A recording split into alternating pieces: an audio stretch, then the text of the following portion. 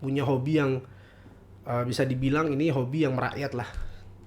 Modal bensin, modal motor, modal uang saku yang nggak banyak, kita tuh bisa nikmatin pemandangan alam. Sekaligus kita tuh sadar diri bahwa kita tuh di dunia tuh nggak sendiri, bahwa kita hidup tuh nggak di lingkungan kita doang. Di luar sana juga masih banyak orang-orang yang mungkin sukses, lebih sukses daripada kita, ada yang lebih mapan daripada kita, bahkan ada yang lebih menderita daripada kita. Melihat mobilitas manusia-manusia di luaran sana yang membuat kita tuh berpikir bahwa kita tuh di dunia tuh nggak sendiri, kita tuh nggak cuma ada di circle kita doang.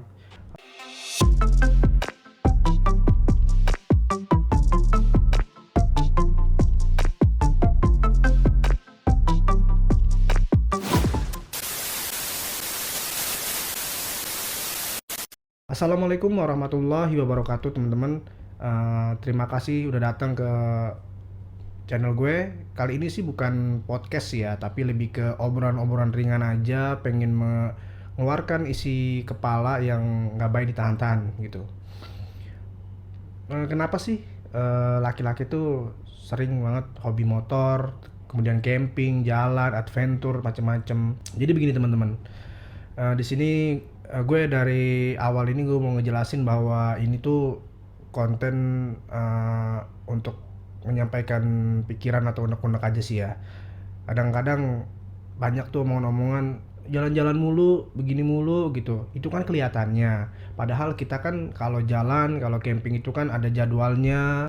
Jadi memang di tengah kesibukan itu kita ya cari hiburan dengan cara masing-masing. Jangan sampai laki-laki itu punya hiburan yang negatif, misalkan kayak judi, kemudian ya banyak tuh open BO segala macem. Kalau kita sih, dan kebetulan komunitas gue ini ya open forest, buka hutan. Jadi memang di komunitas gue sendiri di piknik lucu itu kebanyakan sih sudah berkeluarga, dan alhamdulillah keluarga kita itu mendukung hobi kita gitu, terutama pasangan ya. Karena juga basic dari hobinya itu juga jelas. Kita memang hanya sebatas menikmati pemandangan alam dan juga belajar dari berbagai hal di lokasi camping atau adventure. Ya pokoknya hobi ini ya positif lah, bukan bukan semata-mata hanya sekedar hobi, tapi memang namanya rekreasi itu kan diperlukan untuk setiap orang ya. Di sela-sela kesibukannya yang padat, kemudian juga mungkin jenuh gitu kan, atau mencari ide, itu bisa aja diselingi dengan kita tuh jalan-jalan. Dan kebetulan aja sih kalau adventure atau camping ini memang spotnya itu memang di luar kota begitu, dan juga nggak jauh-jauh sih, deket-deket aja, dengan juga ya paling modal bensin kemudian logistik seadanya. Ya pakai cara sederhana tuh kita bisa bahagia gitu. Jadi nggak bisa tuh kita ngukur standar bahagia orang. Ketika seseorang punya mobil sport atau hobi mobil, ya silakan gitu, silakan aja, asal nggak ngerugiin orang lain, atau mereka nggak menyia-nyiakan atau nggak bertanggung jawab lah terhadap keluarga atau keluarganya atau pasangannya ya. Di samping itu serunya dari piknik atau camping, kenapa gue di sini nyebutnya piknik ya? Karena komunitas piknik lucu satu. Yang kedua adalah kalau gue bilang gue hobi manjat gunung nggak juga gitu. Kalau gue bilang adventure nggak juga sih. Cuma kebetulan aja kelihatan kayak adventure gitu, dan kelihatan aja kayak manjat gunung. Padahal itu sebetulnya sih cuma seru-seruan aja gitu, nggak bener-bener punya standar tinggi atau keahlian gue ini pemanjat gunung yang handal atau bagaimana, itu enggak. Jadi memang berjalan mengalir aja gitu kan. Dan juga teman-teman di sini juga ya alhamdulillah tuh mereka itu mm, bisa gitu kan sefrekuensi sama gue gitu. Terus kalau ditanya berapa sih biasanya, berapa kali sih biasanya kalau misalkan lu tuh ke hutan atau camping gitu kan, atau adventure, motor camp gitu. Eee, Biasanya sih sebulan sekali. Adapun kadang-kadang suka yang salah sangka nih, kita nge-share foto-foto kita piknik di mana, dan selalu kita share gitu kan. Itu tuh kesannya kita jalan-jalan terus. Enggak, padahal sih kan spot-spot yang kita foto itu beda-beda.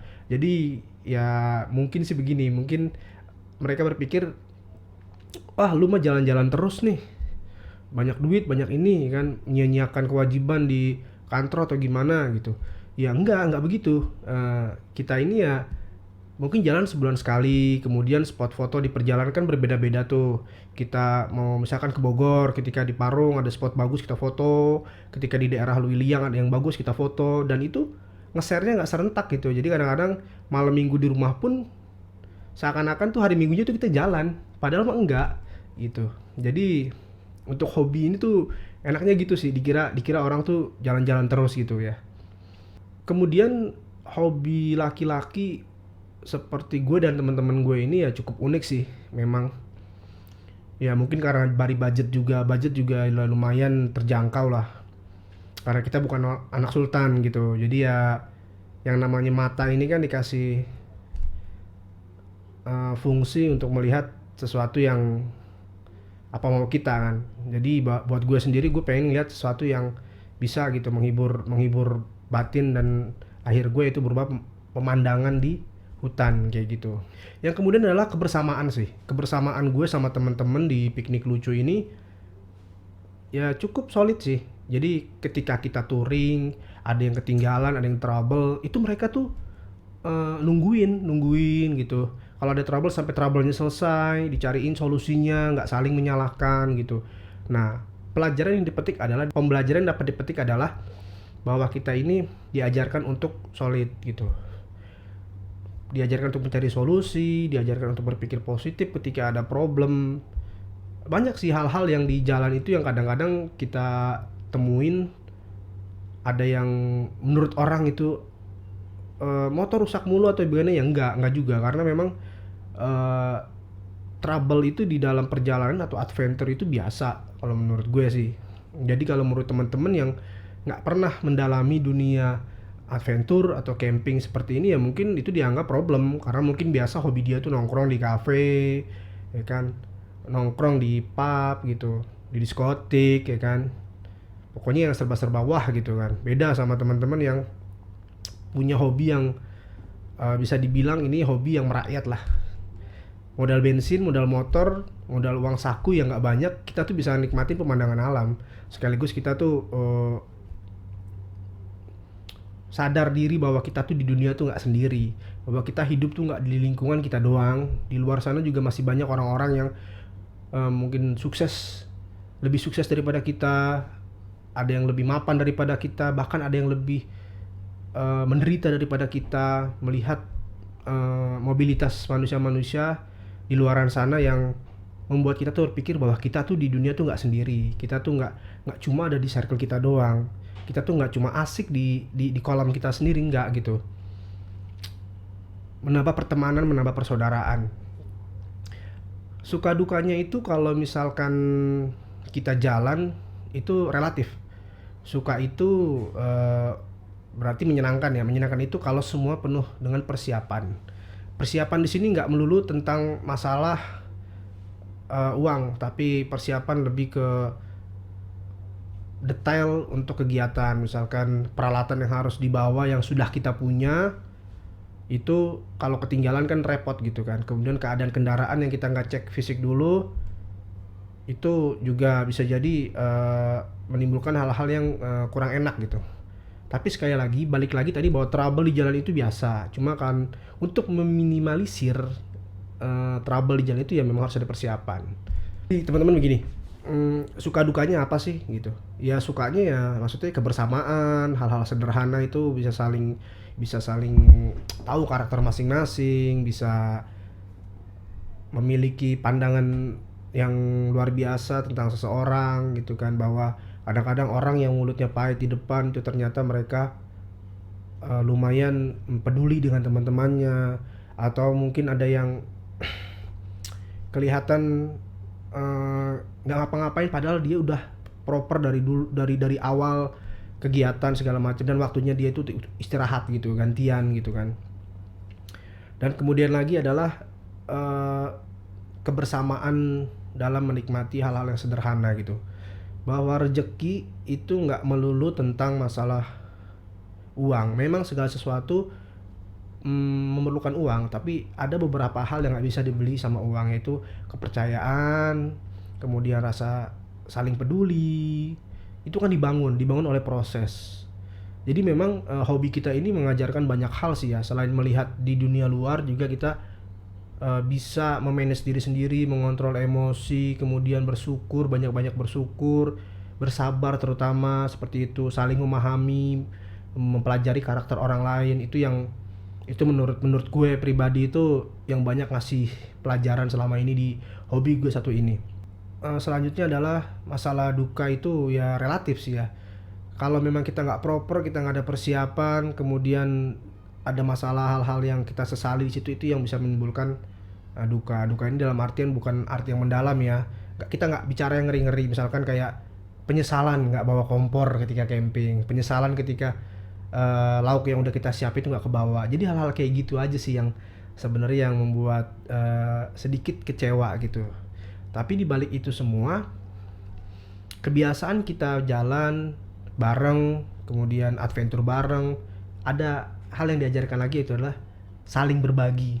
Jadi ketika si A nih nggak bawa makanan, si B bawa makanan, ya saling nutupin gitu. Jadi enaknya kita jalan-jalan tuh ya bareng-bareng temen, itu ya seperti itu harusnya.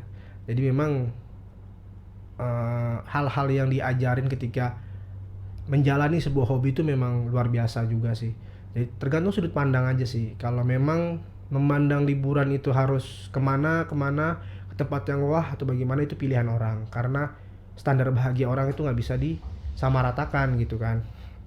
Mungkin ada yang nggak suka naik motor, dia lebih suka naik mobil. Ya mungkin standar bahagia dia pakai mobil, dia punya mobil, ya nggak jadi masalah.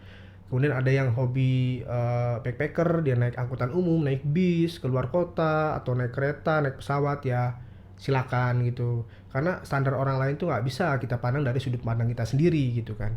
Mungkin dikala kita nggak punya duit, ada sifat iri gitu yang lihat orang itu, wah gitu, punya rezeki banyak, tiba-tiba mereka jalan kemana, ya kita nggak punya hak kita untuk menghakimi itu. Begitu juga dengan teman-teman yang lain, ketika mereka dikasih rezeki terus melihat teman-teman yang lainnya itu cuma naik motor, camping, kemudian juga becek-becekan, hujan-hujanan, ya itu kan hal yang membuat bahagia orang kan beda-beda gitu, nggak bisa disamain gitu.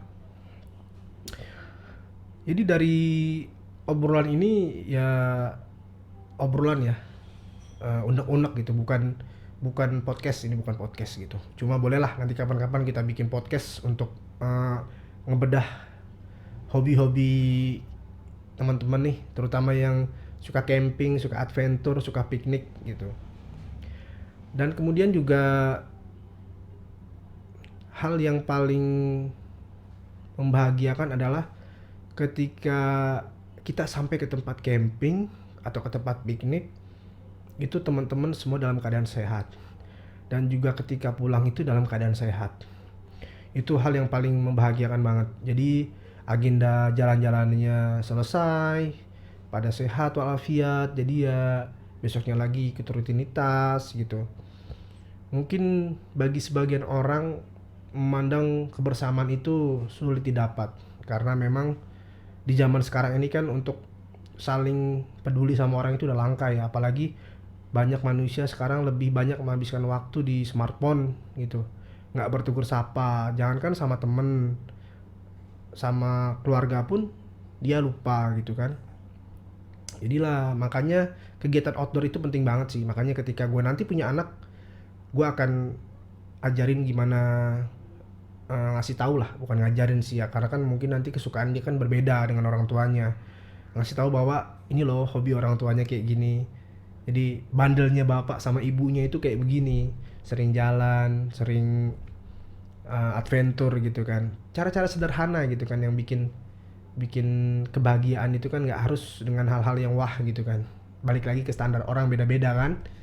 Belum tentu saya diajak nongkrong di tempat-tempat yang wah itu bahagia, belum tentu. Ya senang mah senang, cuma kan bahagia kan nggak juga, karena memang bukan habitat istilahnya ya, bukan habitat gitu. Tapi kalau gue diajak untuk jalan menelusurin aliran air di gunung, diriin tenda, itu senangnya luar biasa. Jadi itu aja sih obrolan kali ini di channel gue. Kapan-kapan kita bahas hal-hal lain, hal-hal yang mungkin punya sudut pandang yang berbeda, hal-hal yang enak diobrolin lagi. Dan mohon maaf, ini adalah pertama kali gue bahas di frame kamera ini. Harus banyak belajar lagi untuk ngebedah opini atau juga kasus atau bisa jadi pro kontra di media sosial. Terima kasih. Jangan lupa like dan subscribe channel saya. Wassalamualaikum warahmatullahi wabarakatuh.